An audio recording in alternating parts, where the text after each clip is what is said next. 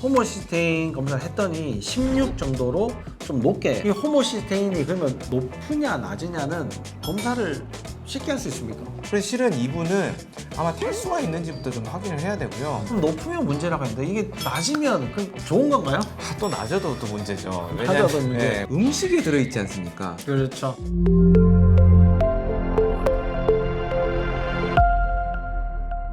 안녕하십니까, 아프지 마쇼의 닥터 준스 김준영입니다. 안녕하십니까. 아프지 마쇼의 닥터 준스 조준호입니다.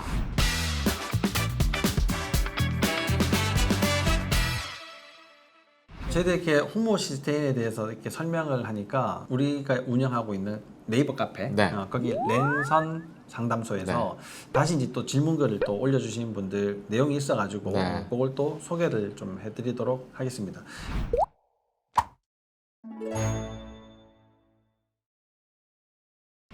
저희들이 그 호모시스테인 설명하면서 걱정했던 부분, 이런 부분들을 고스란히 지금 다 말씀을 하셨는데요. 호모시스테인 검사를 했더니 16 정도로 좀 높게 나왔다고 합니다. 보통 뭐 15 이상이면 좀 높다 이렇게 얘기를 하고, 9 이상이 되면 혈관 손상이 어느 정도 시작이 됐다.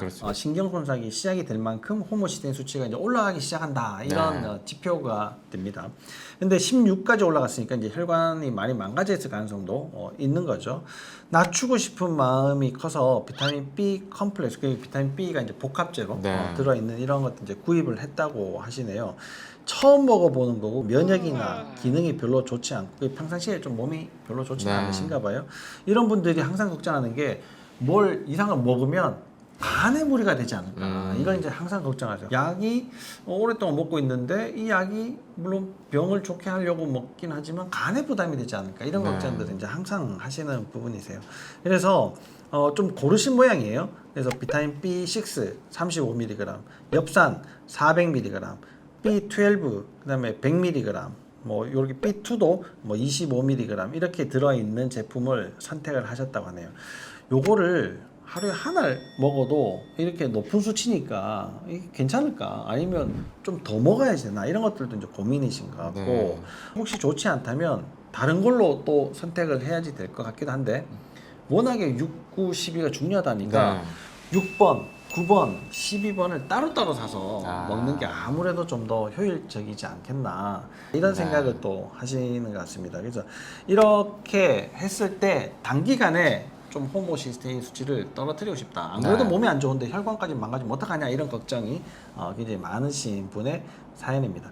이 호모시스테인이 그러면 높으냐 낮으냐는 검사를 쉽게 할 수 있습니까? 네, 혈액 검사를 통해서 할 수 있고요. 혈액. 이제 원장님 초반에 말씀하셨듯이 실제로는 우리가 뭐 15 이상, 뭐 12 이상 뭐 이렇게 여러 가지 이제 검사 수치들을 이야기를 하지만 실은 이제 아이디얼하게는 7 이쪽 저쪽이 가장 아이디얼한 수치로는 일단 알려져 있거든요. 7 전후 그리고 이제 가장 안전하다. 그런데 이제 호모시스테인이 우리 전편에서 말씀드렸듯이 그 자체만의 중요성은 실은 그렇게는 없습니다. 하나의 지표일 뿐이지.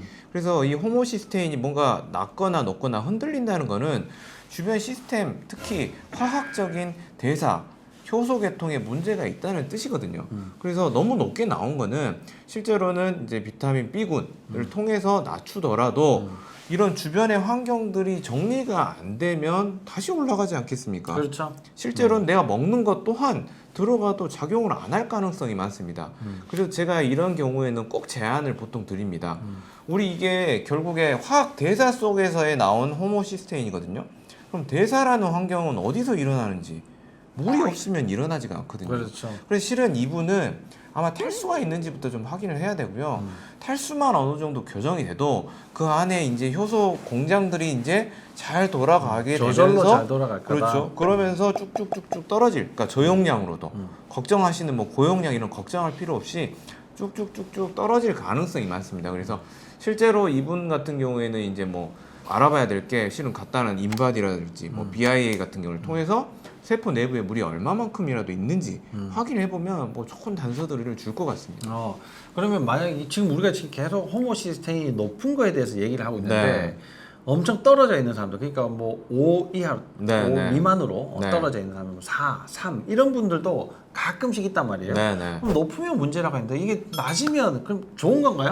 또 낮아도 또 문제죠. 낮아도 문제. 보통 이제 이제 호모시스테인이 아까는 이제 뭐 신경독성, 뭐 혈관독성 이런 나쁜 역할만 이야기했지만 또 호모시스테인이 있어야 뭐가 되는 것들이 있거든요. 네. 특히 이제 호모시스테인이 있어야 되는 게 우리 배곡 주사라고 많이 알려진 글루타치온이라고 또 들어보셨을 겁니다. 네. 이제 글루타치온 성분이 간의 해독에서 가장 중요한 성분 중에 하나지 않습니까? 그렇죠. 그 글루타치온을 만드는 재료가 또 호모시스테인도 나오기도 하고요. 또 호모시스테인이 부족하다는 사실은 그 전 단계부터 문제가 됐다는 뜻인데 그 전 단계가 문제가 되면 뭐가 생기냐? 이제 메칠레이션이라는 게 문제가 생기는 거거든요. 메칠레이션 네. 점점 어려워지고 네. 있습니다. 네. 네, 메칠레이션. 근데 네. 간단하게 하나만 이야기 드리면 이제 메칠레이션 장애가 생기면 나쁜 DNA들이 갑자기 스위치가 켜질 수가 있습니다. 그렇죠. 이게 메틸레이션이라는 게 이게 유전자가 이렇게 말려 있도록 딱 바늘을 네. 꽂아 놓는 건데 이게 탁 빠지니까 쭈르륵 다 작동하게 네. 된다 이런 거죠. 네. 이 메틸레이션을 잘 해놔야지 되는데 특히나 나쁘게 작용할 수 있는 그렇죠. 것들에 대해서 그런 메틸레이션을 잘 할 수 없게 되는 상황이 돼버린다. 네, 그런 것들을 이야기해주는 지표이다. 아 지표이다. 네. 아 네. 그래서 호모시스테인은 너무 높아도 문제이지만 네. 너무 낮아도 골치다. 아, 이런 게 사실 문제가 되는군요. 그러면 너무 낮을 때는 각각의 세포 대사가 잘 되지 않을 만큼 네. 세포가 망가져 있다 이렇게도 생각을 해볼 수가 있겠어요. 그렇죠. 그럼 높든 낮든 어쨌든 세포의 문제랑 연결이 되니까 네. 이게 어떻게든 해결을 해야 될 것 같은데 지금 이분은 비타민 B 컴플렉스 네. 여러 가지 섞여 있는 거긴 하지만 비타민 B만 이렇게 드시면 되는 겁니까 이게? 일단 비타민 B군이 이제 6, 9, 12가 중요하다고 돼 있지만 또 옆으로 가다 보면 비타민 뭐 B2부터 뭐 마그네슘, 뭐 철분 안 들어가는 게 없습니다, 실은. 네. 그래서 실은 이제 활성형 종합 비타민제 정도 드시면 큰 무리가 없을 것 같고, 그리고 거기다가 탈수 교정까지 해주면 대사가 활발해지면서 이게 전혀 부족하지 않은 용량이 되지 않을까 싶습니다. 그렇죠. 이게 호모시스테인이 여기에서 나온다고 네. 치면 요 근처 톱니바퀴에서는 6, 9, 12가 일단은 필요하지만 이 톱니바퀴가 물고 있는 이쪽에서는 비타민 B2도 필요하고 네. 이쪽에서는 뭐 다른 미네랄도 네. 필요하고 여러 톱니바퀴들을 다 보면 그것만 이렇게 네. 고집해서는 안 된다라는 겁니다. 전체가 다 잘 조화롭게 돌아가야지 되는 톱니바퀴를 만들기 위해서는 뭐 종합 영양제. 이제 네, 종합 영양제 뭐다 그러면 하나 더 말씀을 드리면 종합 영양도 중요하겠지만 그 종합 영양이 어디 들어 있습니까? 음식에 들어 있지 않습니까? 그렇죠. 그렇죠. 그래서 적절한 음식들을 섭취를 하시고 그 적절한 음식을 통해서 그 종합 영양 성분들을 소화 흡수할 수 있는 장 상태를 만드는 게 가장 근본적인 근본적인 치료지 않을까 싶습니다. 그럼 호모시스테인이 높아져 있어도 네. 당신은 음식을 좀 더 조심을 해야 되고 그렇습니다. 장 건강에 신경을 써야 된다. 네네. 이런 말씀이시네요. 네. 이게 이렇게 먹는 걸로 또 어느 정도 해결할 수 있겠지만 사실 조금 더 빠르게 뭔가를 네네. 해보시고 싶으신 분들, 특히나 아까 뭐 탈수 뭐 이런 얘기 네네. 하셨잖아요. 그런 분들은 그러면 수액을 맞으면 네네. 일석이조 탈수랑 뭐 호모시스테인 그렇죠. 이걸 다 해결할 수 있나요? 네네. 그래서 이제 비타민 B군 같은 경우에는 많이 이렇게 수액 제품으로 되어 있기 때문에 맞으시면 될 것 같고요.